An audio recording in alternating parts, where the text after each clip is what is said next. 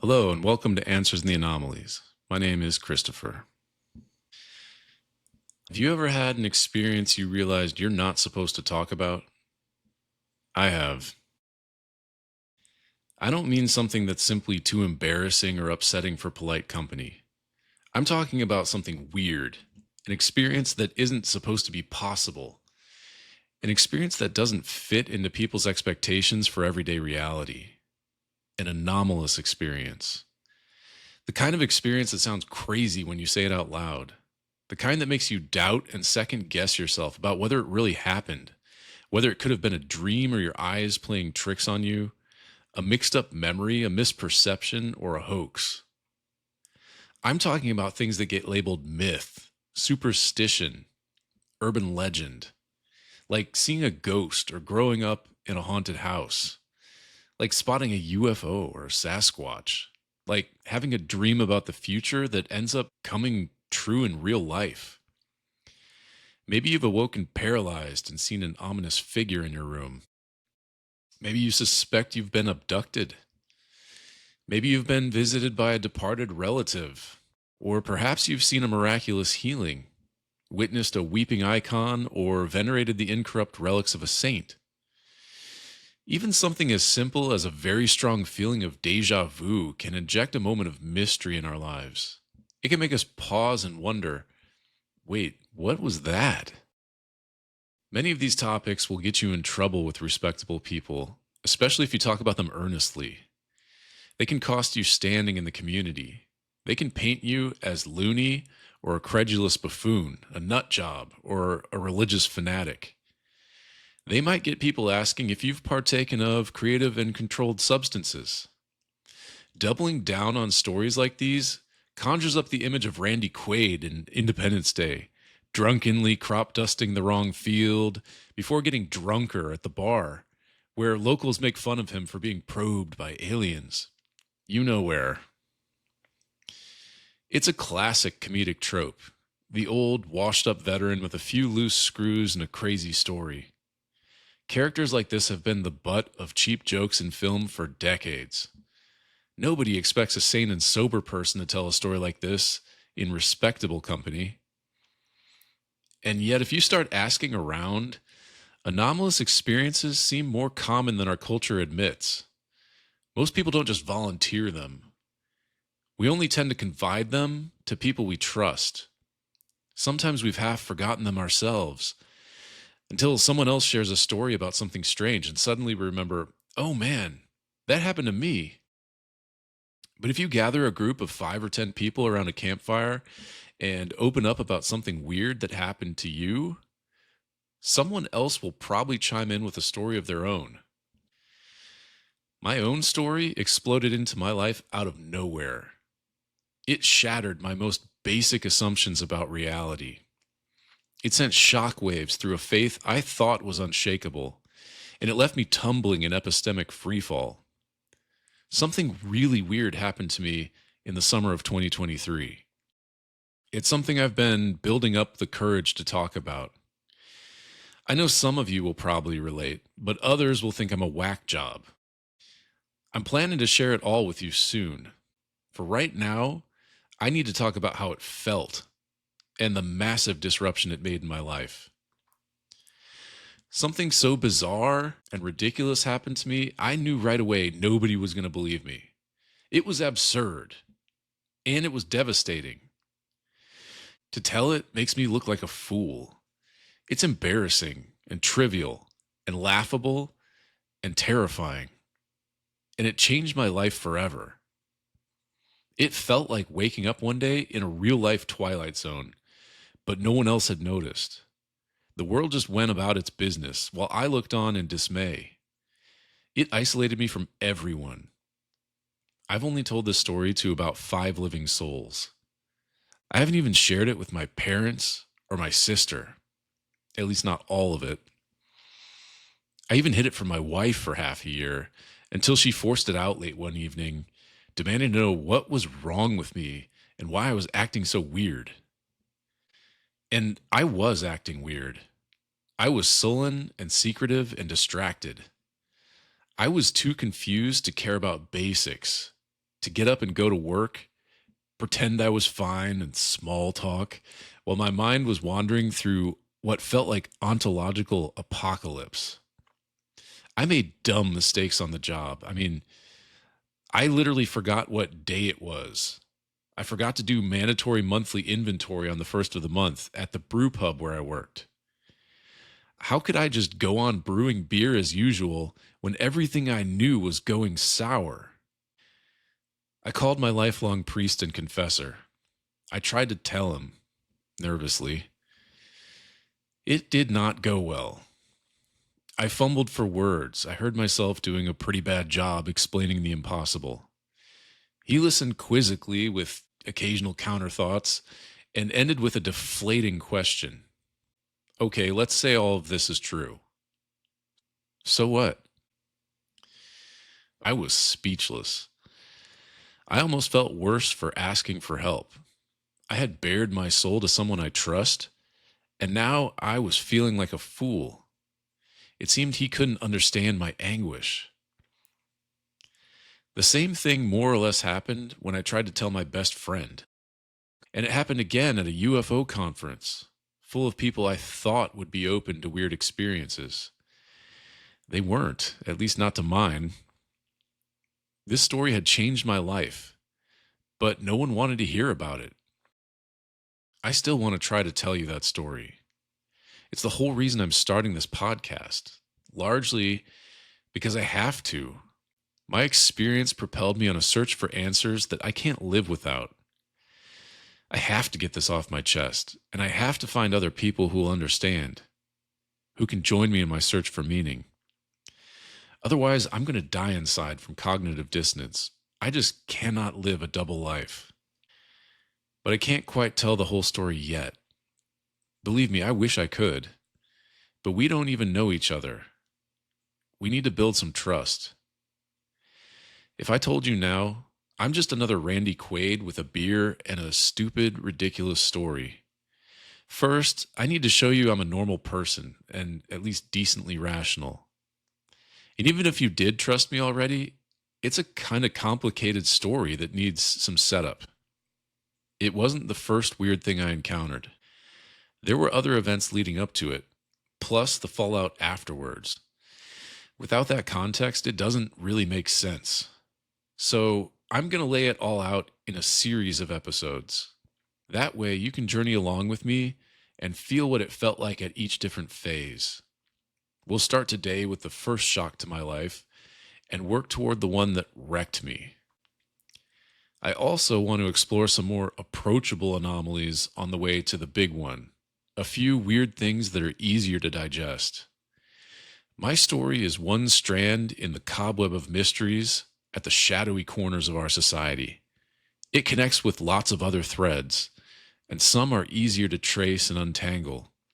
So before I just blurt out my tale at random, I want to place it in that wider web.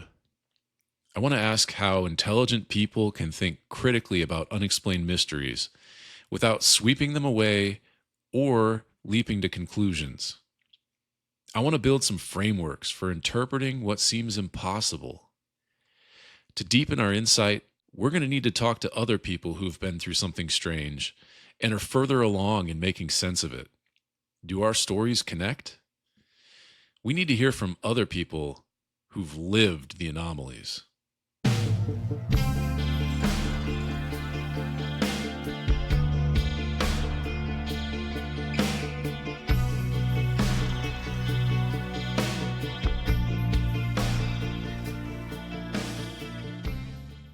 Anomaly is a funny word.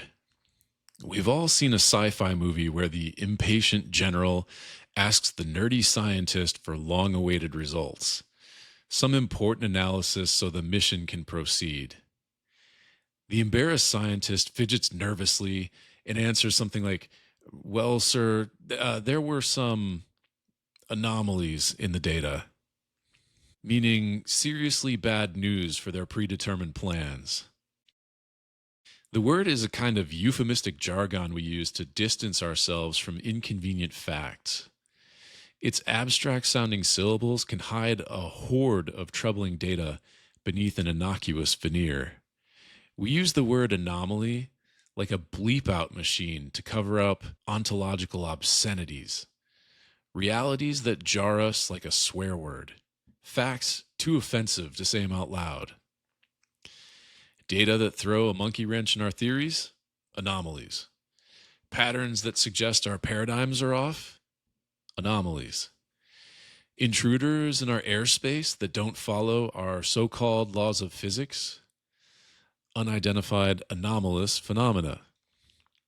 The word is a way of shifting blame onto reality for our own lack of understanding. That can't be true. It doesn't make sense.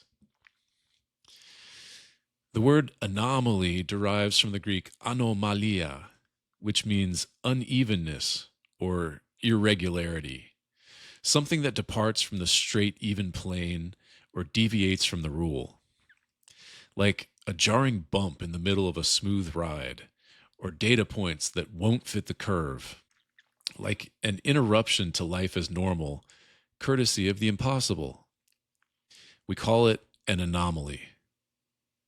Some are so weird they get labeled supernatural, maybe even paranormal. All these words mean something above, beyond, or outside the norm, the natural, the rule. But who sets the rule? Who is it that tunes our expectations for reality? Since the time of the Enlightenment, that task has become the prerogative of science. And the expectation has been that the fabric of reality is material. And yet, today's science was yesterday's anomaly. Anomaly is the engine that drives scientific revolution. Consider astronomy. Before Copernicus, the planets were all wandering stars. That's what the word planet actually means. From the Greek planete, it wanders or goes astray. The normal stars were all fixed in place and followed regular patterns, while a lonely handful of exceptions roamed the sky as they pleased. For thousands of years, societies structured their calendars and cosmologies around the predictable parts of the heavens. And it worked. Ancient cultures constructed monuments that marked the equinoxes with precision, and Greek and Babylonian astronomers could accurately predict solar eclipses, all while assuming the Earth was fixed at the center of the universe. As long as you ignored a few stray planets, everything else made sense. And even those odd movements could be described mathematically. It just took some fancy equations unique to each one. By Ptolemy's time, it was all worked out. All the heavens were accounted for. But at some point, one astronomer wondered if there might be a more cohesive way to account for the wanderers. As it turned out, the anomalies were a clue that the entire paradigm was wrong. Copernicus flipped the script based on the data that didn't fit. The capricious paths of the planets suddenly made sense if the Earth wasn't static at the center of the heavens, but in motion with the other planets around one central sun. A new paradigm was born, and a more elegant one. It could account not only for the regular data, but the irregularities too. It offered one comprehensive explanation. It simplified the math and did away with the special rules for each planet's course. The one law of solar orbit unified them all. Philosopher of science Thomas Kuhn named this anomaly-based pattern of paradigm shift the structure of scientific revolution. In his landmark book by that title, he argued that the great breakthroughs in thought come by paying attention to the outlier data. Science advances by leaps and then slows in plateaus. Most of science occupies the plateaus. During these stretches, researchers make incremental advances in a stable paradigm over extended periods of time, often overlooking the questions at the margins which don't quite fit. Then someone comes along and stares straight at the anomalies. Something here just isn't right. Rather than shrugging off these problem data, they start to wonder if there's something wrong with our assumptions. Maybe there's a crack in the big story we've been telling. Could there be a better narrative? A whole new paradigm takes shape. The outliers suddenly snap into focus as part of a larger constellation, and the revolutionary framework recontextualizes everything. So, the key to every major breakthrough is attention to the aberrations. The data that do not make sense can prove to be the most important. The answer lies in the anomalies, hence the title of this show. So, what about our present age? Are we stuck in a plateau? Are there big outlier data we've gotten used to overlooking? I'd say there's plenty. But there's one anomaly that runs like a widening crack straight through our story of everything. It impacts our physics, our history, and our constitutional democracy. It intersects with our spirituality and perhaps with our destiny. And that is UFOs.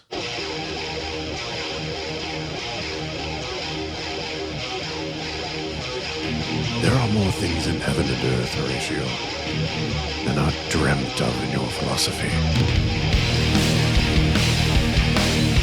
I'm here to discuss the so-called flying saucers. There have been a certain percentage of this volume of reports that have been made by credible observers of relatively incredible things. I never said it was possible. I only said it was true. With all due respect to the Air Force, I believe that some of them will prove to be of interplanetary origin. Fact number one, we do not know with any certainty exactly what these entities may be. Extraterrestrial, interdimensional, terrestrial in origin, something we have yet to even dream of. Are we alone in the universe? This question looms as one of science's great mysteries.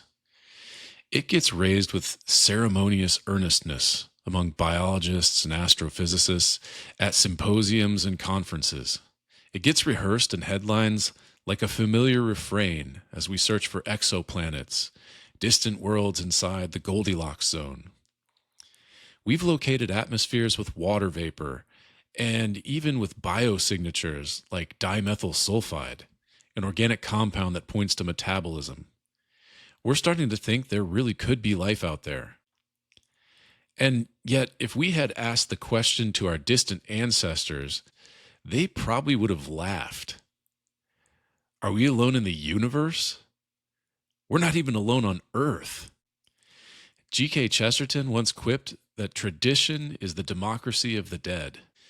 If we were to put it to a vote, we would find that the clear majority of human cultures believed we have been contacted by some form of non-human intelligence. Traditions around the world attest a presence that impressed us greatly. They called this presence by many names: gods, demons, angels, jinn, Apkallu, Anunnaki, fairies, elves, sky people, spirit guides. The list is very long. Every culture records encounters with beings possessed of startling powers. They're seen to ride upon the clouds, often descending from the heavens, and seem to come and go among us as they please. At times, they wish to teach us and shape the course of our affairs, and at other times to harass, exploit, even kill. They're bringers of technology, givers of fire, instructors in the arts and agriculture. Their tales are told in oral traditions, sacred scriptures, ancient annals of the king. And we, children of the Enlightenment, dismiss them with a wave. Myth and folklore, superstition, pre-scientific archetypes of the collective unconscious. Yet not so different tales refuse to surrender their place in our headlines to this day. Strange lights in the sky, mystery drones, whispers of advanced technology, crashed, landed, perhaps even donated. We have the Tic Tac video, the Nimitz encounter. We have a public briefing to Congress members where physicist Eric Davis mentioned 4 types of alien species: Greys, Nordics, insectoids, and reptilians. The legends have a way of laughing last. Which brings us to UFOs, or, according to their dismal rebrand, UAP, Unidentified Anomalous Phenomena.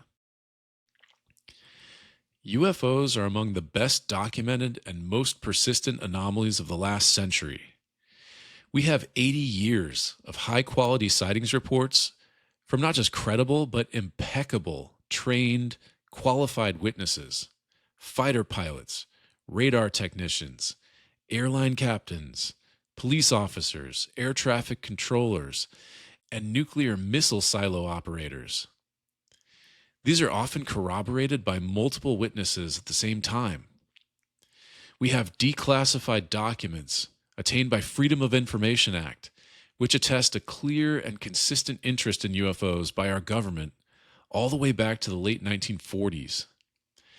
And we now have sworn testimony from decorated military and intelligence insiders in 3 separate congressional hearings. And yet, for most of those same last 80 years, to display a public interest in UFOs was to risk professional suicide. Such a stigma was attached to the topic that even to broach the conversation painted you as a profoundly unserious person. It was the domain of conspiracy theorists, pseudoscience, quacks, and hoaxers. Any mention in the media was appended by a smirking quip about little green men. Science, it seemed, was not even allowed to ask these questions. Why? Because it already had the answers. UFOs were impossible. The paradigm precluded them. As plausible as life on other planets might be, the distances were so vast and the speed of space travel so limited, even at the speed of light, that we would probably never run across it. And therefore, the annoyingly persistent anomalies, the relentless tales of lights in the sky, could be dismissed with little more than a wave of the hand, unworthy of scientific investigation. This refrain was like a creedal statement for admission among academic ranks. Armchair skeptics could cross their legs and furrow their brow, cite something officious about misidentification, mass hysteria, and meteors, and return to puffing their pipes contented. Case closed. The blind assumptions here were rampant. How can we be certain that travel is limited to the speed of light? Have we solved all of physics when we can't even get quantum mechanics and relativity to talk to each other? Who said that UFOs have to come from a distant planet? They're often seen emerging from the ocean, one of the least explored places on Earth. They could be coming from right here. Or perhaps the dimension next door. Who said all UFOs have to be physical in the same way that we are?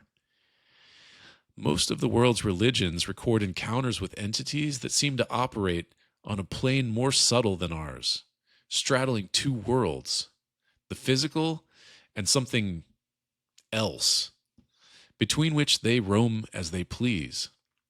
One minute they're here, the next they seem to blink out of existence.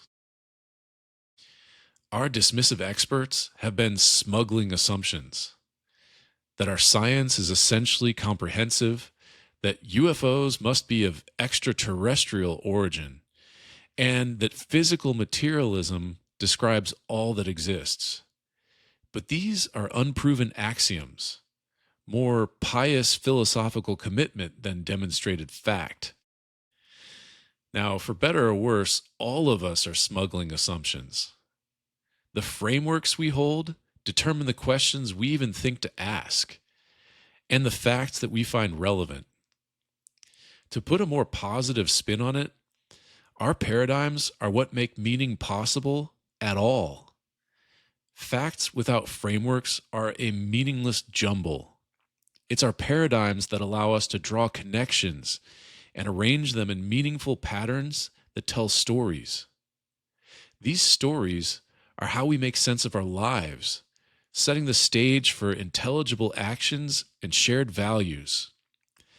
And the same holds true for the story of whether we're alone in the universe. Our frameworks will determine how we phrase the question and which answers seem sufficient. Are we asking the right question?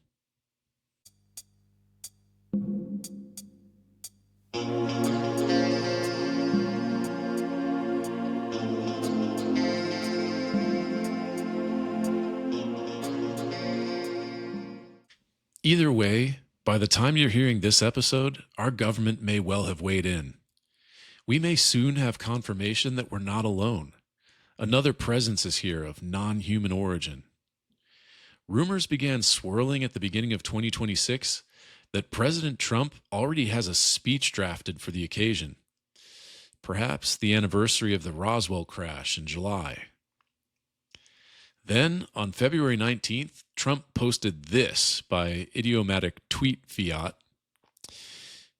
Based on the tremendous interest shown, I will be directing the Secretary of War and other relevant departments and agencies to begin the process of identifying and releasing government files related to alien and extraterrestrial life, unidentified aerial phenomena, and unidentified flying objects, and any and all other information connected to these highly complex but extremely interesting and important matters. God bless America. Not long after, a group of concerned Christian pastors and podcasters began speaking about a private intelligence briefing in which they were told disclosure is a done deal. It was moving forward with a due date in May. In fact, it was so firmly established that a commemorative coin has even been minted, featuring Donald Trump as disclosure president. Because, of course, the Donald would sell a coin touting his own significance. As ridiculous as this may sound, award-winning investigative journalist Ross Coulthart stated, I can confirm the commemorative coin story. Heard the same thing. It does appear the administration is planning a limited disclosure. Now, full presidential disclosure has long been the UFO community's holy grail. But as Ross Coulthart asked, will POTUS admit the full legacy UAP program? Doubtful. Instead, this sounds more like what studied insiders have called confirmation. As opposed to the full disclosure of everything the government knows about UFOs, the alien presence, and our government's response through the years, confirmation entails a general acknowledgement that UAP are real, they're not ours, and not of human origin. The presence of non-human intelligence, NHI, could be stated outright or left implicit. Perhaps the president will utter the long-awaited words, "We are not alone." I mean, who's going to buy the commemorative coin without that? But confirmation could mean little more than just a document dump. We may be left to draw our own conclusions. Sifting through it all could fall to the public in the same way as the JFK, MLK, and Epstein file dumps. So far, the latter seems to be the case. On May 8th, 2026, the historic rollout began. Not with a speech, but with a tweet. In signature all caps bursts, Trump wrote, "As for my promise to you, the Department of War has released the first tranche of the UFO/UAP files to the public for their review and study. Whereas previous administrations have failed to be transparent on this subject, with these new documents and videos, the people can decide for themselves what the hell is going on. Have fun and enjoy. President Donald J. Trump." Accompanying this Truth Social post was the launch of the war.gov/UFO website and a collection of files to browse. Alas, this somewhat lacked the gravity and force of Bill Pullman's iconic Independence Day speech. More like Trump waving us goodbye at the McDonald's drive-thru with UFO combo number 1. Have fun and enjoy. So, now that we have our first disclosure Happy Meal, let's take a look inside. Did it come with the commemorative coin? Or do we have to wait for all 5 Happy Meals to come out and redeem the UPCs? Okay, the files released so far are interesting but not earth-shattering. They're not going to force any skeptics to change their minds. There is some intriguing viewing there, such as photos of unidentified objects taken from the moon and transcripts of sightings from the Apollo missions, which were long rumored to have encountered some wild stuff. A second batch of files was released on May 22nd, including videos that get a little more interesting. The best is titled UAP 2021, Apparent Instantaneous Acceleration Examination, and it depicts a glowing oblong spherical object flying above the clouds before suddenly turning and streaking off the screen. It moves so fast the camera can only record a bolt of light. It sort of looks like a ship in Star Wars jumping into hyperspace. I'll include a link in the show notes if you want to take a look afterwards. What's more significant, though, is that the process has begun. And according to Rep. Tim Burchett, the wild stuff is yet to come. He says, the first drop will be big, but in comparison to what's coming, they will be a drop in the bucket. I would say, holy crap is coming. Okay, the drops should be ongoing every 2 weeks or so, and they're supposed to get progressively more interesting. We'll see what we get. One source who has seen some of the DOW videos described their contents to Ross Coulthart. Check out this one.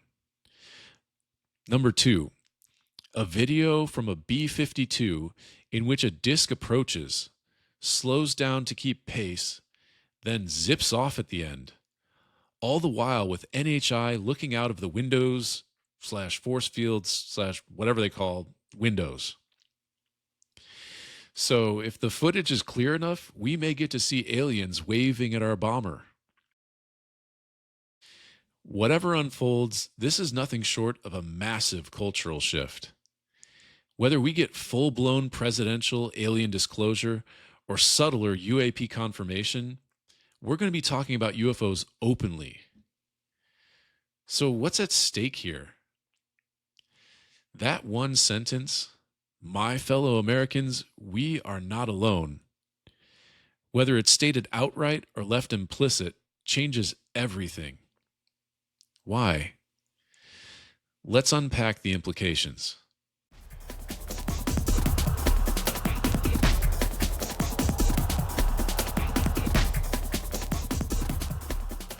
Ufology is like the skeleton key that unlocks a Zelda dungeon of unforeseen anomalies. UFOs lead us down a cavernous path with corridors twisting off in every direction, a labyrinth of secret chambers, hidden staircases, and unlikely connections. We may start out investigating seemingly straightforward questions, extraterrestrials, nuts and bolts craft, crash sites, and future physics. But we end up confronting parapsychology, telepathy, telekinesis, and precognition. Some witnesses relate that the craft seemed to be conscious and made a link with them in their mind. Experiencers often report bizarre after effects from close encounters, physical healings or unexplained ailments, mysterious markings, symbols on their body, the development of psychic abilities, dreams and visions of catastrophes, poltergeist activity in their house, orbs of light and shadow beings, electrical and telephone disturbances, and highly improbable chains of synchronicities, as though some outside force were steering their lives. A run-in with these lights in the sky may lead to dramatic personal transformations on the magnitude of religious conversion. This may include a new sense of purpose, an evangelistic zeal to spread the word about the aliens and our need to better care for the earth. New acolytes devour piles of books on UFOs and the broader paranormal. Many develop a fascination with ancient civilizations, esoteric teachings, the occult, and New Age or Eastern spirituality. Some become energy healers, shamans, or channelers. To fully engage with the UFO topic, you end up having to investigate ancient gods and religions, the possibility of lost civilizations, occultism and the Nazis, folklore and fairies, psychotronic weapons, the Book of Enoch, astral projection, and much, much more. If we follow the UFO through thread, it ends up tying into every anomaly out there, which is exactly what we'll be doing on this show. We'll get to all of that. If it seems far-fetched for now, that's fine. Let's focus on a few of the concrete implications if UFOs are real, because everything changes the moment we acknowledge another intelligence on Earth, especially one operating otherworldly tech. As we mentioned earlier, this situation has profound ramifications for our physics, our history, and the future of our democracy. The most obvious starting point is physics. If these saucers are out there floating silently, swinging perfect right-angle turns, and streaking off in a flash from a standstill, then our publicly acknowledged physics are obsolete. Things we thought impossible are suddenly in play. Instant acceleration, anti-gravity, soundless hypersonic flight, effortless transition between ocean, air, and space. Beyond that, those saucers definitely are not powered by fossil fuels. UFOs might well hold the secret to a clean, abundant power source that could solve our energy crisis. Such a discovery could revolutionize our society overnight. We could end pollution, offer limitless free energy, travel the world in just minutes, and transition our economy off the petrodollar with all its wars for oil. Science fiction could become just science. Next, let's think about history. First contact with an alien civilization would be a watershed for the entire human race. The potential discoveries, the exchange of new ideas, the new possibilities could be transformational. But our human record of contact between cultures should give us pause, to say the least. Rarely has this first date gone smoothly, especially when there's a technological gap, as the specter of colonialism brutally reminds us. What if we are the Inca to a force of cosmic Spaniards? Or is it not first contact after all? How long have they been here? Declassified records indicate our government has been aware of their presence since at least the 1940s. Why haven't they told us? What could be so disturbing about this presence that it justifies a multi-generational, transnational cover-up? For that matter, why haven't the aliens disclosed themselves if they've been coming and going as they please for so long? There's serious history missing here on both sides. What have they been up to for the last 80 years? Whistleblowers have been stepping forward with tales more concerning than mere saucer sightings. They're talking about secret legacy programs, a black budget with no oversight, crash retrievals, recovered bodies, and reverse engineering. And our foreign rivals doing the exact same thing. Are we already embroiled in a sci-fi arms race, some clandestine new Cold War? How long has this been going on? We even have Congress members openly asking questions about past agreements with non-human entities. UFO lore has long whispered of a treaty signed by Eisenhower with gray aliens in 1954, and an official filmed UFO landing at Holloman Air Force Base in 1964, where aliens emerged from a craft for a diplomatic meeting with American brass. Whistleblower Jason Sands overheard conversations confirming the Holloman landing while he served as a communications security specialist in the Legacy program. Have we already missed the first covert chapter in intergalactic politics? Perhaps the expiration for that agreement is nearing, forcing the government's hand to disclose. What is happening? Do we know our own story? The entire tapestry of 20th century history may need reweaving with the hidden UFO thread at its core. But why limit ourselves to the 20th century? What if these beings arrived long ago from more ancient origins? Have they meddled with humanity in the past or affected the course of civilization? Perhaps world history as we know it also has a gaping hole. Could ancient legends of heavenly beings, in fact, be records of paleo contact? The episodes invoked by the scriptures of world religions deserve a close look, as do our folk tales and the oral traditions of indigenous cultures, all of which paint interactions with non-human entities.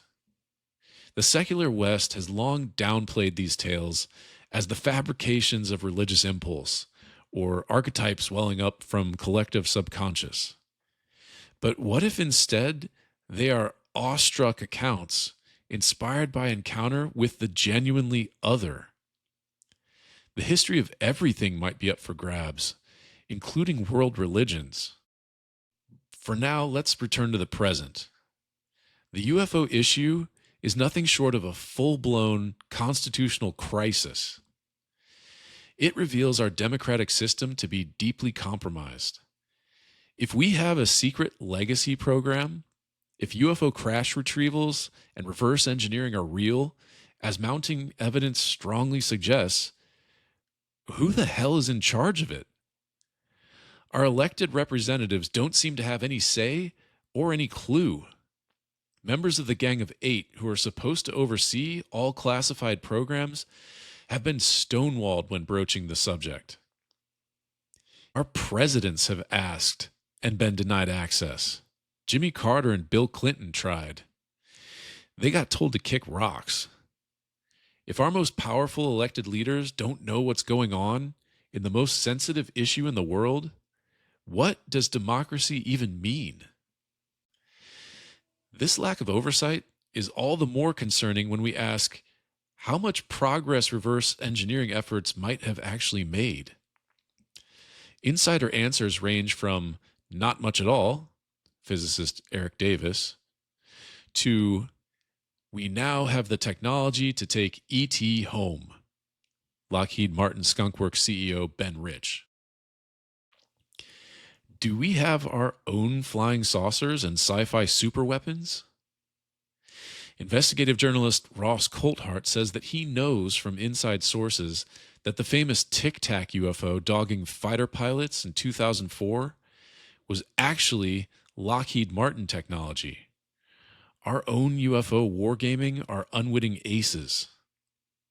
This thing changed altitude from 80,000 feet to sea level in less than a second, a speed of 45,000 miles per hour, or Mach 60. And it did it in silence with no sonic boom.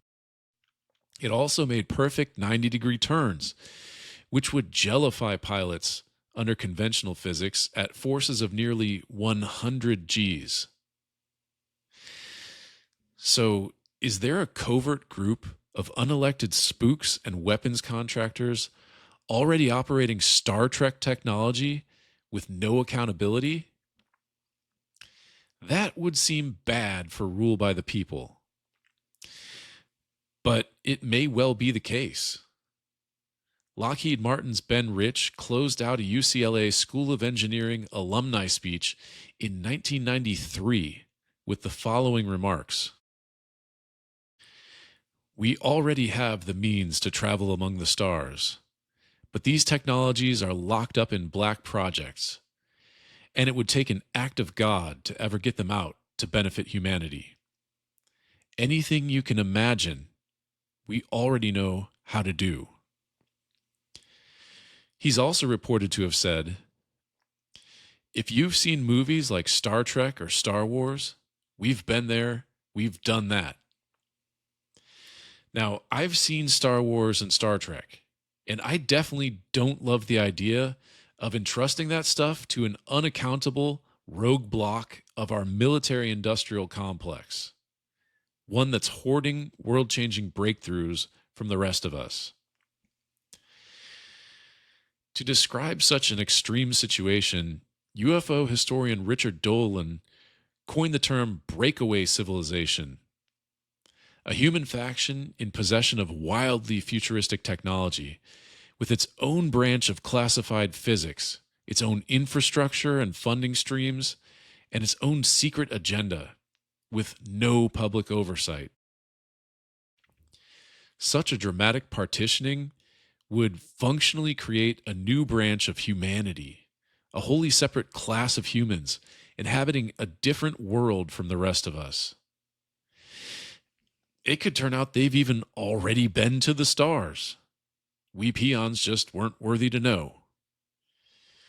Such a radical stratification of unaccountable power is clearly not what our framers intended. It poses a dire threat to our whole way of life. I mean, it's hard to imagine how a group like this would not go off the rails. You thought Peter Thiel was bad? These guys could literally do anything they want. And maybe they are. For right now, this is just a teaser of the questions that materialize. I don't expect anyone to believe any of this, especially without detailed examples and strong evidence. You shouldn't. You should use the reason that God gave you to examine critically with an open mind. We'll be reviewing many of these questions in greater detail down the road. We'll examine manifold possibilities and try to avoid absolutes and binaries. But if even a few of these claims about UFOs prove to be true, it may turn out that a lot of what we thought we knew about reality is wrong. Disclosure means the death of a paradigm.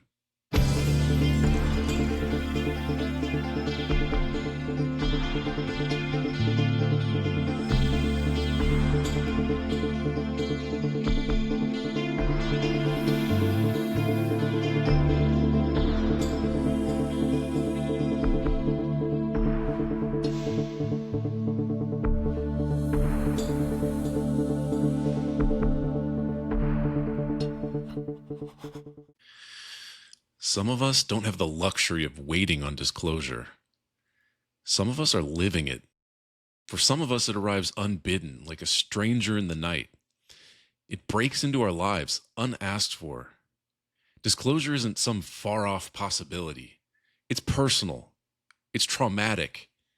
And it's already happening. This is not hypothetical. Other beings are here, and we've met them, whether we wanted to or not. Now we have to deal with it. We know it's real, and we know you won't believe us. But if our government is admitting there are real UFOs, craft of non-human origin, maybe it's time to pay attention to the people who say they've met the occupants. Because they've been trying to tell us for a pretty long time. For decades, thousands of ordinary people from all walks of life have told eerily consistent tales, being taken in the dead of night by short gray beings with huge black eyes, being paralyzed, floated off their beds, right through the ceiling with an indescribable sensation like a violent, whole-body buzzing. They pass right through the solid wall. They're floated up into a UFO, stripped naked on a cold table, and subjected to a traumatic series of invasive examinations, medical experiments, and violating reproductive procedures, which by our laws would constitute kidnapping, human trafficking, and sexual assault. Now to me, this was all tabloid talk, National Enquirer nonsense. The people my uncles talked about at our cookouts, who would call into Coast to Coast at 3 a.m. and talk about chupacabras. I never took these people seriously until my own bizarre experience drove me straight into their arms. Because when you go through something strange that no one can relate to, like I'm about to share, normal lifelines and support networks vanish. My wife, my priest, my closest friends could not understand. Not that I blame them. The only people who can really get it are those who know the strange themselves. So, after I tried every normal avenue I could think of, I shut down to the outside world and turned to research. UFO books, paranormal podcasts, the wild west of Reddit, anything that might offer a clue. They weren't enough. Eventually, I wandered into UFO Twitter on X. What made it different was spaces. Live group audio chats of people who'd been through things as strange as I have and more. And here we could talk about it openly. What I found, to my surprise, was mostly normal people, traumatized like me, seeking answers at the margins, the only place we had left. I met actual experiencers: Amy, Ophelia, Megan, Fringe, Dory, Linda, Ganga, Tom, Eric Mitchell. I heard stories that put my own to shame. I heard the trauma in their voice and the exhaustion, the pragmatic resignation. These were not people making up wild stories for money and attention. These were battle-weary veterans trading notes amongst each other on how to get by. I will never forget the day when I overheard Amy sharing tips with Megan and Fringe about what specific type of camera to keep on in your bedroom 24/7 to help deter abductions. They were talking about all the variations they had tried that didn't work. Because if it depended on recording via Wi-Fi, the Wi-Fi would conveniently go out just before they abduct you, and the camera would go dark for an hour or two. And if the camera needed an external power source, the power would go out the moment you needed it. It had to be a very specific camera that recorded direct to a memory card and ran on its own power source, so that any interruption to recording would itself be evidence of tampering. They went back and forth about what worked and what failed for each of them, and how to set it up just right. It was technical and kind of boring. And that was when it sank in for me. This shit is real. There is no entertainment value in this. There's just 3 people I now know pretty well talking about which camera worked to stop abductions. That's when I realized I had made friends with real abductees. I listened to their stories gratefully, wondering what deeper layers of strangeness might overlap between their lives and mine, despite outward dissimilarities. Were there patterns in common between different weird experiences? Their honesty and vulnerability spoke to me. Maybe I could share too. I started to break my silence and come out of isolation. With a beer or two, late enough at night, when the groups were small, I worked up the courage to start cautiously sharing my own experiences. To this day, I struggle to call myself an experiencer. I hesitate to claim that term. I don't feel like I deserve it compared to what these guys endure. I fall into a no man's land because I did experience something crazy, but I don't want to dilute the word as used by abductees. So I don't really know what to call myself or what I went through. To be clear, it wasn't an abduction. It did leave me traumatized and full of questions, just like UFO experiencers. But that wasn't what it was, though I have encountered non-human intelligence. What I told them was my first experience from 20 years ago. This was long before the thing that broke me. But this too shook me bad at the time.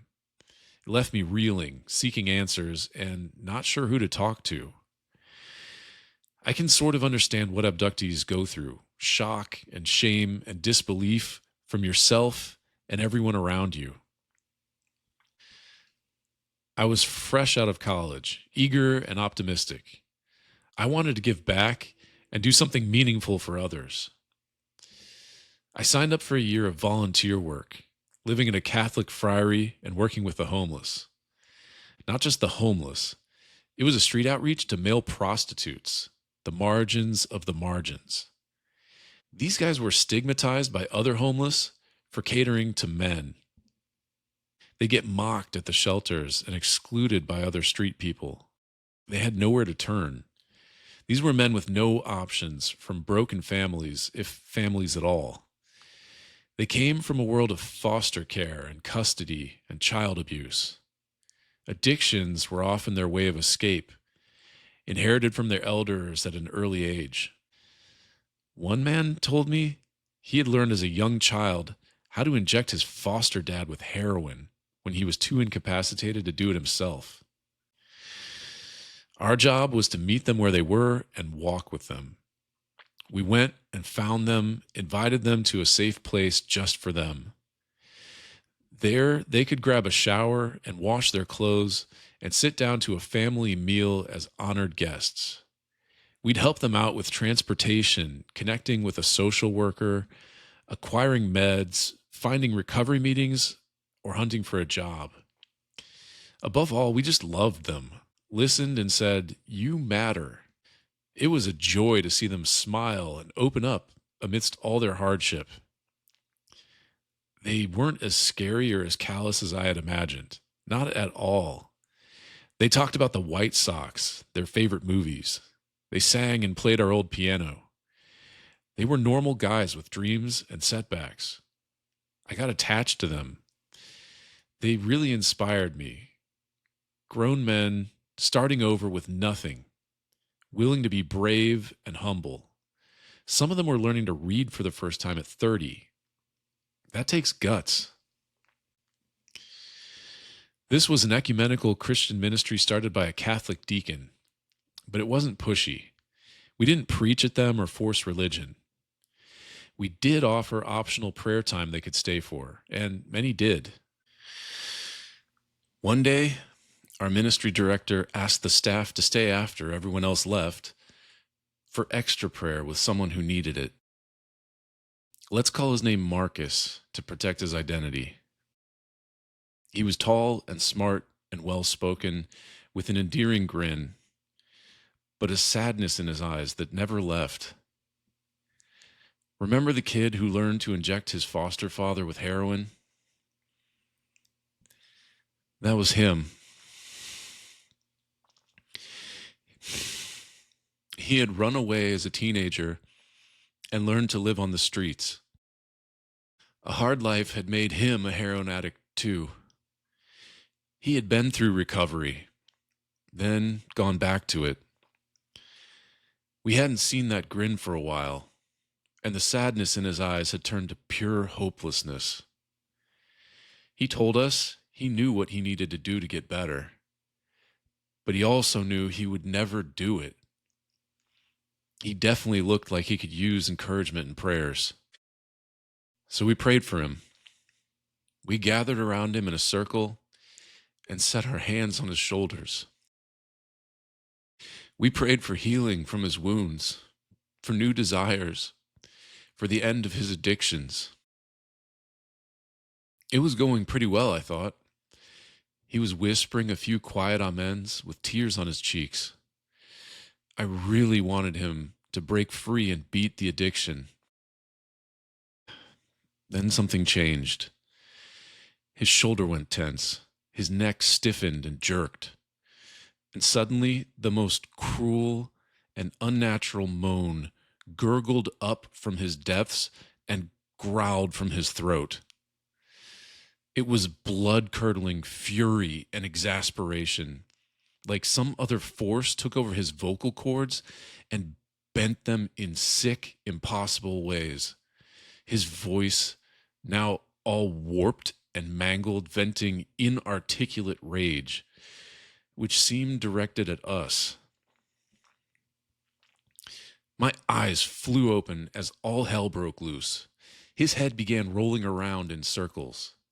His arms spread out sideways like wings, bent at the elbow. His thumb and fingers crimped double with open palm or flexed like claws. He looked like a bat clutching the wall. I caught his eyes. They were seething with hatred. Wild, murderous, total hate. Marcus wasn't even there. Some other thing was staring at me. My hair stood up. on my arms and the back of my neck. Whatever it wasn't human. It was hate, pure hate embodied. It looked out at us through stolen eyes. I know it wanted to kill us.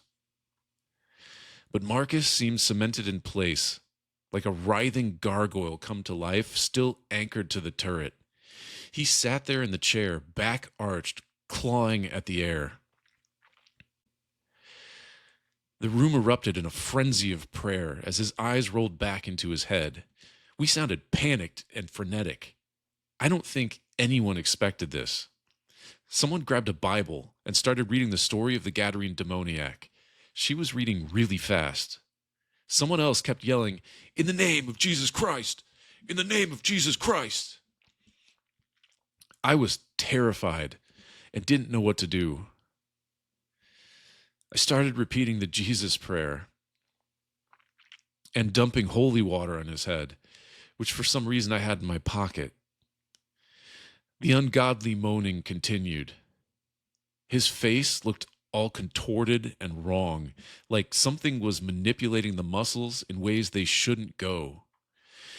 Between enraged snarls and growls, it started speaking in a sickening voice. It did not sound like Marcus. It was the worst sound I've ever heard. It sounded haughty and disgusting and deeply unnatural. It was calling us obscenities and filth. In all my adrenaline and shock, I forgot most of the words. Thankfully, they were awful and too ugly for repeating. That much I remember. I was focused on my prayer and what everyone else was doing in the chaos, and it was all completely overwhelming. Two phrases did stick out in my mind. "Who are you to meddle with me? How dare you?" And later, "He is mine." This chaos went on for several minutes, which felt like forever. We kept on praying. What happened next was just as scary. The wretched moaning and writhing stopped, and Marcus suddenly resurfaced. Sobbing, blubbering, unable to get out a word. He was shaking uncontrollably and heaving sobs.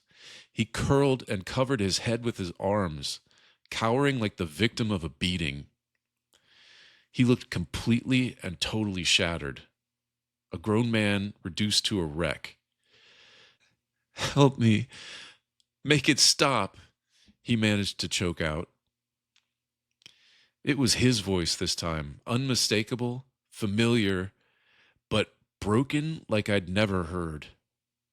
And then he slipped away. The growls and moans welled up again. This back and forth transformation happened multiple times, like the bands of a hurricane lashing and waning. The blasphemous growling and writhing would rage on for minutes and then subside, revealing a whimpering, inconsolable Marcus. Our prayers continued through it all. Eventually, the last wave came to a crescendo, and our prayers seemed to work. And my coworker said he felt something come out of Marcus and go rushing past him. Marcus' shoulders relaxed. His arms went down, and the growling stopped. We continued praying for several minutes, now more at ease, asking for his protection and healing. The battle seemed over. We seemed to have won, but it didn't feel like it. I felt violated and completely unsafe. I was seriously shaken, probably in clinical shock. It's hard to convey the trauma of seeing someone you know contort and switch off and something hideous take over. Twisting the face and the voice you knew into something completely unrecognizable. Something that clearly wanted to hurt us. Who knew if that thing might come back or come after me. Had I invited some kind of retaliation?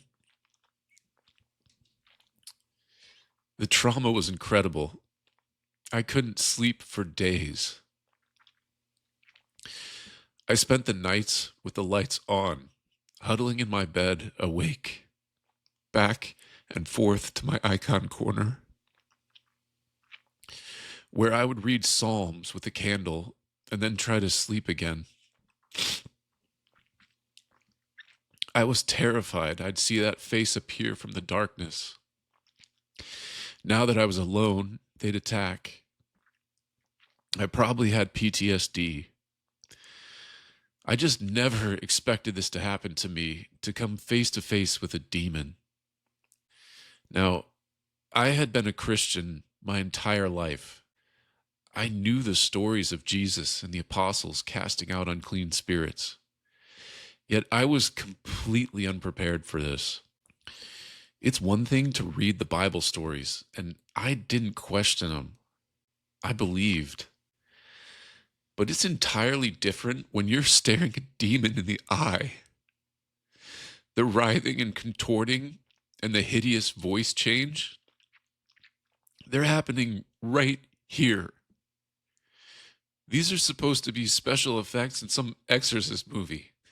Maybe based on a true story, but not my story. I was in shock. So if I'm this messed up after encountering what I believed in my entire life, imagine how shattering it is when something bursts into your room that isn't even supposed to exist. Like aliens, paralyzing you and floating you off for experiments. It feels like an invasion where you lose your ground and you're not getting it back. Security, predictability, the world you knew is gone, together with the rules that made it work. The horror sinks in that there is another inscrutable intelligence with unknowable power and no regard for human well-being. And you are immediately a different person. One who's aware of another world. The anomalous is real. And that knowledge divides you from most other people. This is probably why I sympathize so quickly with experiencers and abductees. I know how it feels. The exhausting repetition of people who weren't there, explaining what really happened to you and why it wasn't what you think. They don't believe you. They can't even listen. They interrupt to tell you it's all mental illness or a dream. But you know, it doesn't fit. You wish you could convince yourself it wasn't real, but it was. You wish you were crazy. You're not. So where do you go when the impossible happens? Who can actually listen and help? Lucky for me, I had someone in mind. I went straight to my priest for confession. I told him my story. And he yelled at me. After hearing all the fright in my voice, I confessed my fear of the dark, of being attacked, my uncertainty, how much authority I gave demons to hit back. I asked for advice, said I don't know what to do. And he scolded me on the spot. Who did I think I was to be messing with demons? Ironically, almost the same question the demon had asked. Who are you to meddle with me? And just like it said, how dare you? He told me I was out of my place. This is the place of a priest. And even then, only with his bishop's permission. I said, I never planned on being part of an exorcism. It just erupted right in front of me. What are you supposed to do when a demon manifests? Stand there and watch? I was completely thrown off, put on the defensive. I didn't expect him to get angry. I came to him because this is over my head. I already know that. And now I need help. And instead, this is somehow my fault. I'm the kid getting yelled at for trying to help and not knowing something I couldn't have known. I don't remember much else he said. It was hard to listen when he seemed so upset. I was right back in trauma. I don't think he had much advice anyway, other than trust in God, pray, and don't do it again. So even the person whose job is to handle spiritual things seemed not to know what to do with this. He seemed mostly focused on what I did wrong, not what to do now. I left feeling crushed and humiliated, even more alone and uncertain. It seemed no one had a clue how to help. Most pastors are not prepared to counsel people who've met demons. And I can't blame them. They believe, but they don't know anything about it. Not firsthand. They don't get trained to deal with this in seminary. So just imagine what happens if you come to them with aliens, abduction stories. They don't even know whether to believe you. They can't. They may well send you for a psych eval. In fact, I know several people who got kicked out of their church because they told their pastor they had a UFO encounter. Experiencers have nowhere to go. There is no help because these things don't exist. Not for most of society. When aliens show up, our culture needs them to go away. Go back to being anomalies. Tales from the fringe of AM radio. They're too threatening to what we think we know. So you're on your own. Good luck. That is why I'm starting this podcast. There are others like me who've seen something weird. We need help. We need answers to what's going on and how this could happen. We need to make sense of what happened to us. We need others who listen. We need pastors and priests who at least understand. We need someone to show us what to do next. Maybe that someone doesn't exist. Maybe nobody knows more than we do. We still have to search. If nothing else, we can learn from each other.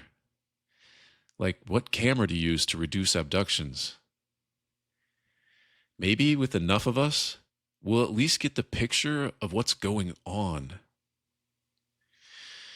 Maybe we already are the disclosure.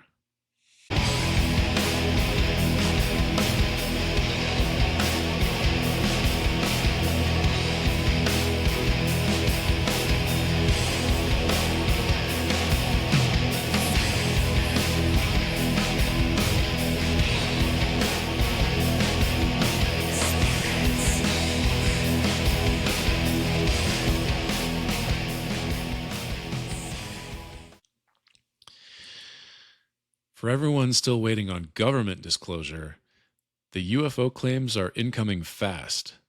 We seem poised on the verge of new revelations as the Trump administration moves forward with UAP Confirmation.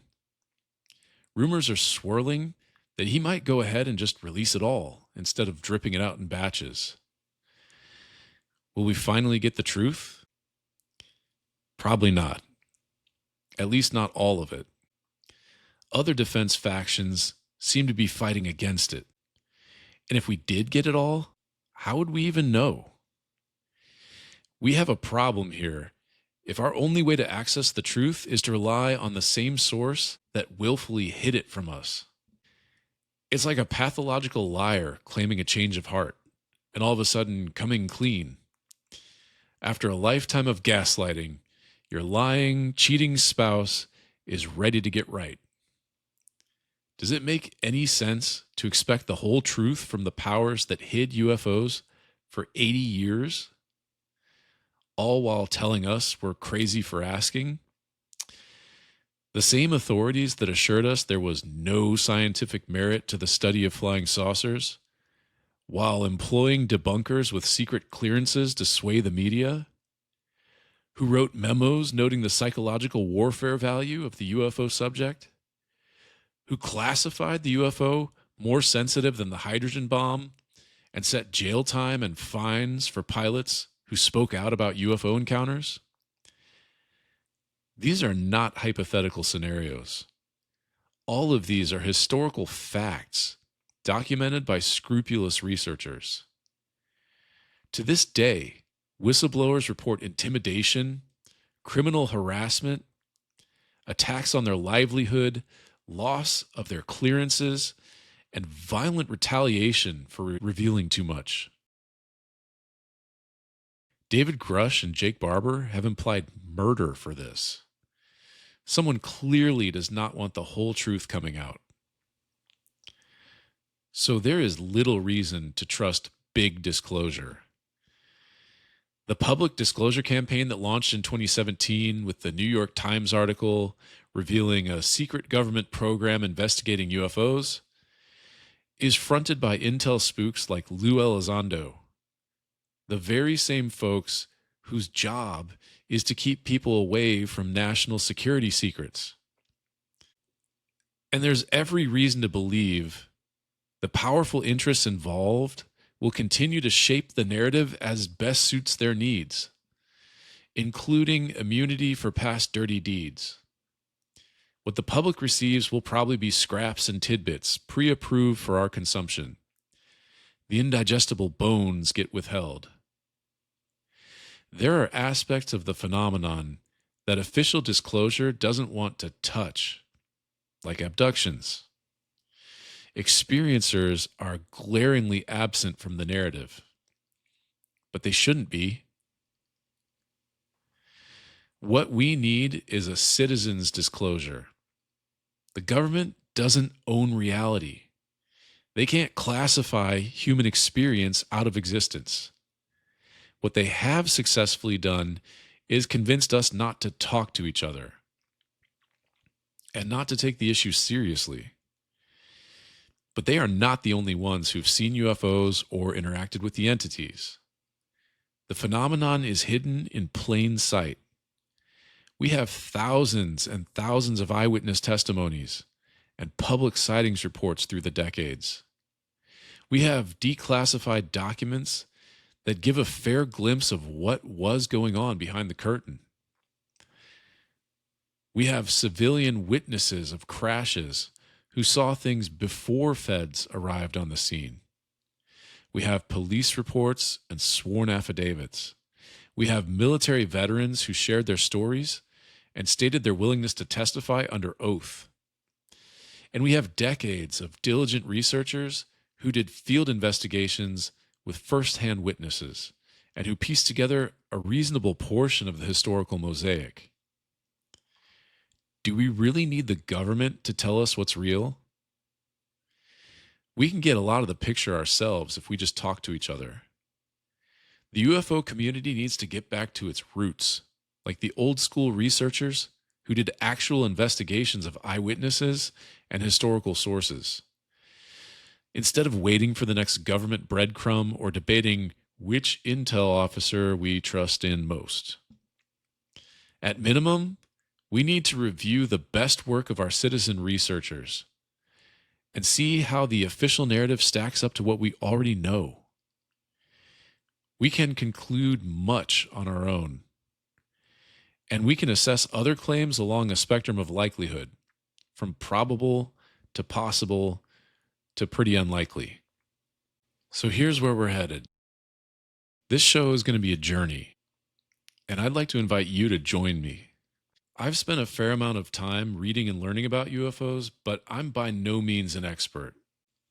Anyone who claims to know exactly what's going on is probably not being honest with us or themselves. But it's not true that we can't draw some conclusions. What we need to do is keep our aperture open, take in as many facts from as many angles as possible, and look for patterns through multiple lenses to see what comes into focus. Which lens works best? Perhaps several are needed to reveal different things. So I want to employ several formats. First and foremost, we need to hear the voice of living experiencers, our neighbors who've encountered the anomalous up close and personal. We'll be asking them to bravely share their stories. We'll talk about how to listen critically first, with compassion and discernment. Then we'll hear them out.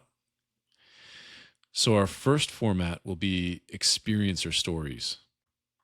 Second, I'll be telling my own story in chapters, wherever each one makes sense. I've had a few strange experiences in my life, and I want to recount them as the topics arise. The other research and experiences we hear should provide context for my own. Third, we need to learn about the history of interactions with the anomalous. So we'll review landmark cases in ufology and the paranormal, especially encounters with the beings themselves. Our central question is, who are they and what do they want? How have they presented themselves through time? And do they hint at their intentions by what they do and say? Fourth, we need some kind of UFO theory, our best interpretation of the phenomenon and its features. And the same for other anomalous topics.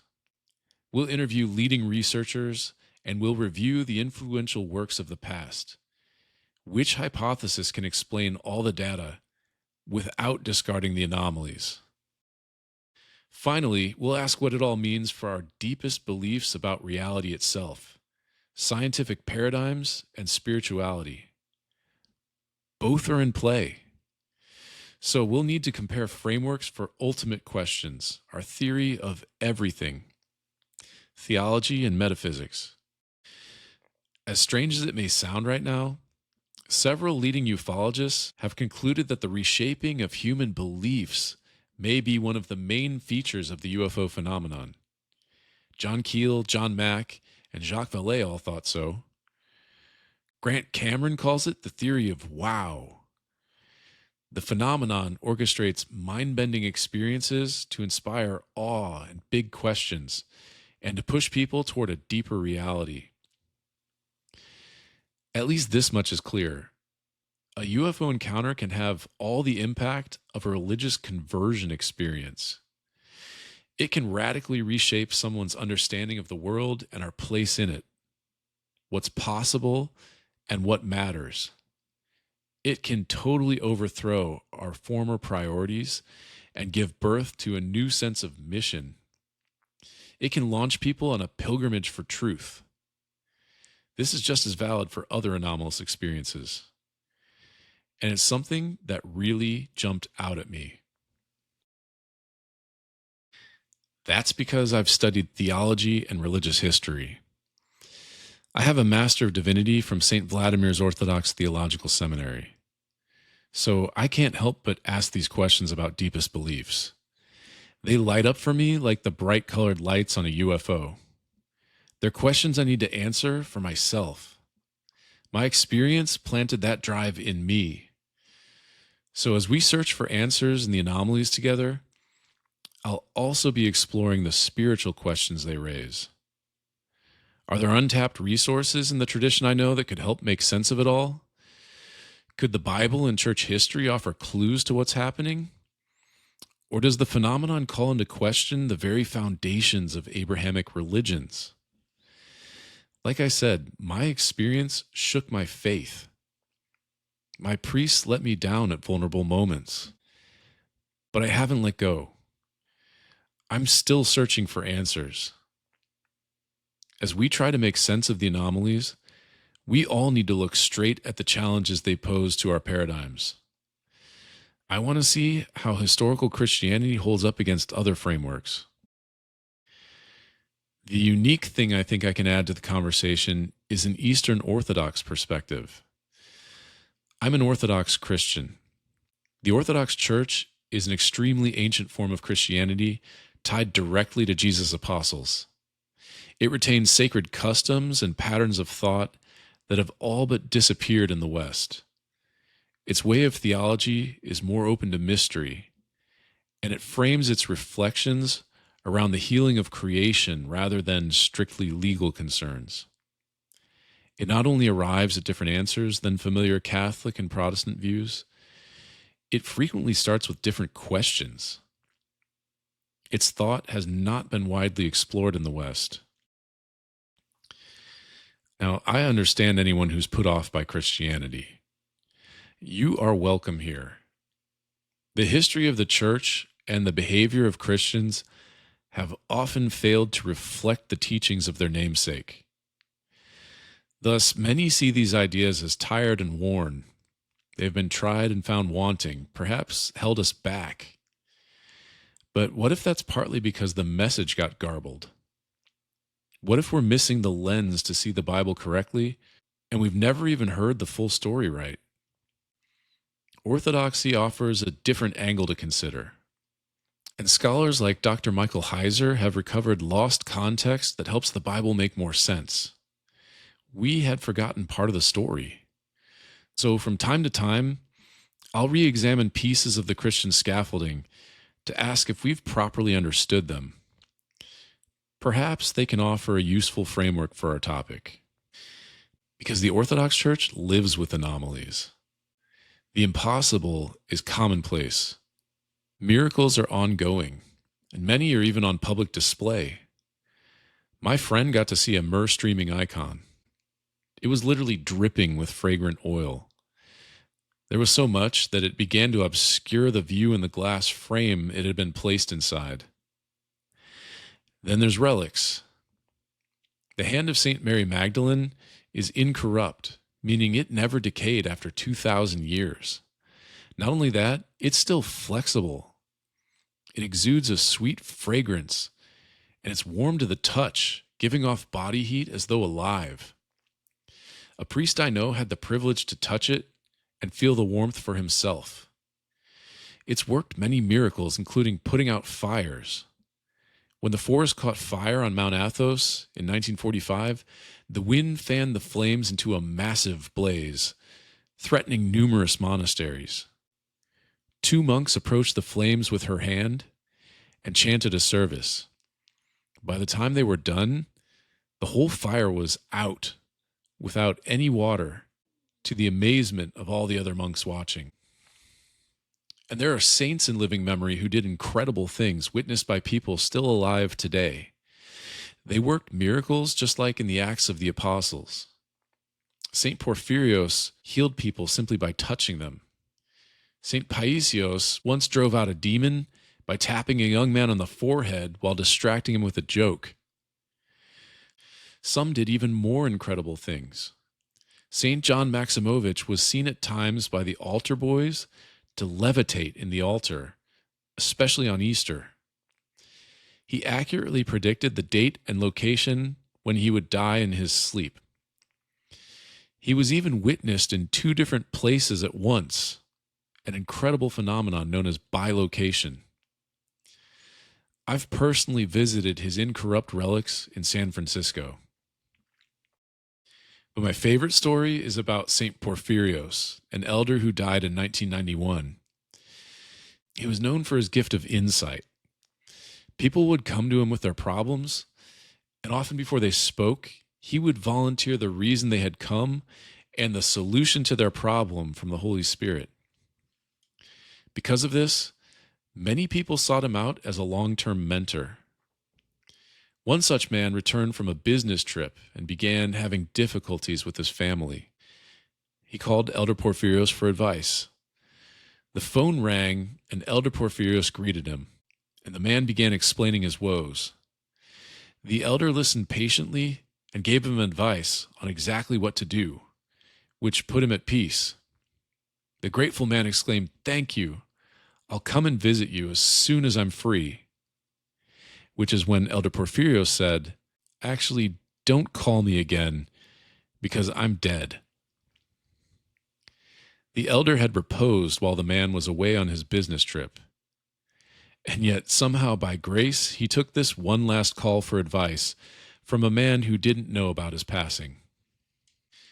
The mysteries of orthodoxy point to a world that is more than matter, and an existence that doesn't end when we die. Orthodoxy never got trapped in Enlightenment thinking. It humbly defies materialism and rational limits.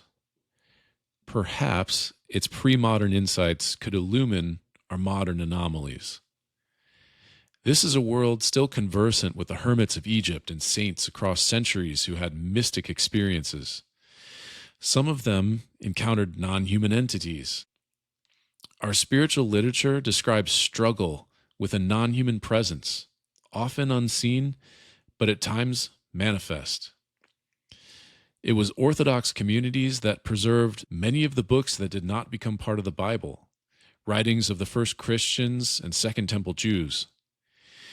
These books offered tantalizing insights into early Christian thought, and perhaps the phenomenon. Some of them, like Enoch and Jubilees, have gone viral among UFO researchers since they describe heavenly beings descending to Earth in order to mate with humans, yielding hybrid offspring. Could any of this shed light on the presence we encounter today? Now, I don't want to scare anyone off. I don't have all the answers. I'm not here to debate and win arguments. I'm here to discuss and share notes as we seek truth together. We all have to consider uncomfortable possibilities. We'll listen to all sorts of anomalous experiences, including ones that break our brains. We'll review some history of close encounters and the hypotheses of major researchers in the field. And we'll ask what it means for our theories of everything. Which framework best explains all the data? All of that is a pretty tall order. To be honest, I have no idea how I'll pull it off. But I at least have to try. Because once you've had a truly weird experience, there's no going back. The old normal lies in pieces on the ground. All I can do is try to put them back together in a way that makes sense. And along the way, maybe meet a few of you who are doing the same.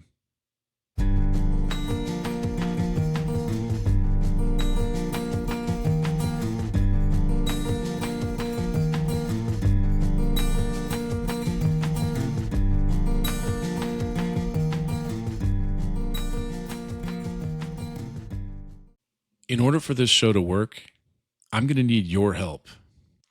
I'd like to invite other experiencers who have an anomaly to share and other researchers trying to make sense of it. If you're someone who's had an experience, please reach out. You can email me at contact@anomalyanswers.com. Write a few lines about what you experienced and how it affected you. I'd love to have some of you on the show.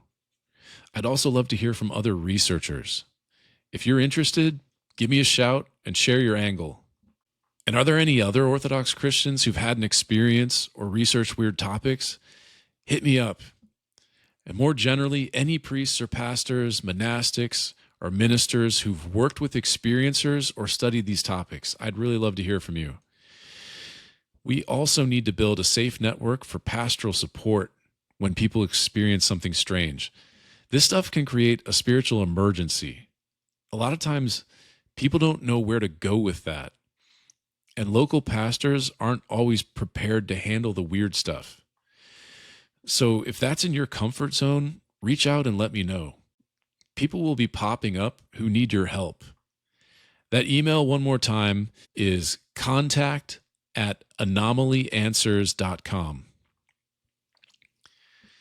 All that said, this show is not just for Christians.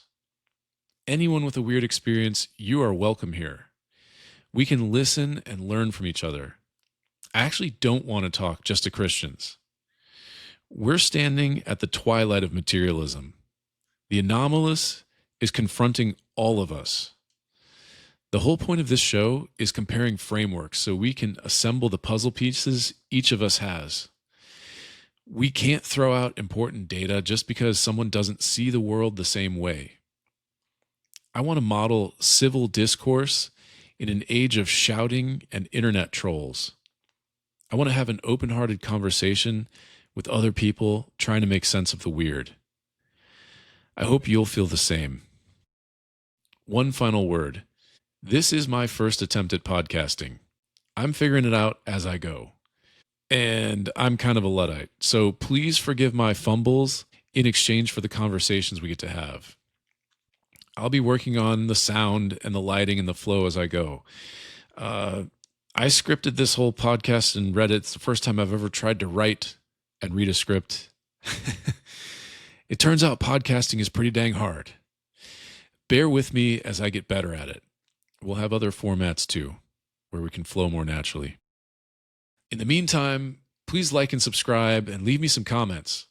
More than anything, it would help if you share this show with a friend and give it some visibility on social media. That helps a ton. All right, that's it for today. Thank you so much for listening. I hope you'll join me in a week or two as we take a look at the one other world we've actually explored for signs of life, Mars. And the anomalies lurking there will probably surprise you. So now let me introduce our closing catchphrase. Anomaly responsibly. Hear widely. Think deeply. Hold lightly. Take care.